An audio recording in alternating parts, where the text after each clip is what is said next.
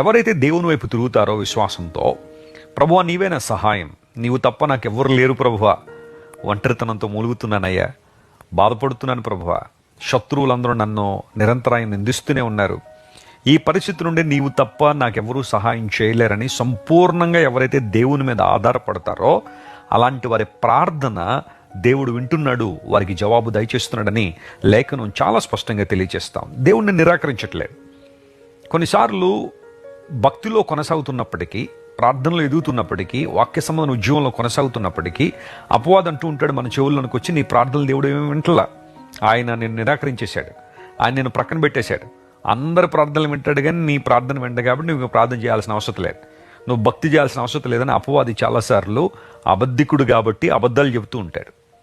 నీవు చేయాల్సిన పని ఏంటంటే నిన్ను నువ్వు తగ్గించుకుని దేవుని సన్నిధికి వచ్చి ప్రార్థన చేయగలిగితే దేవుడు ఆ ప్రార్థనకు జవాబిస్తాడు. యేసు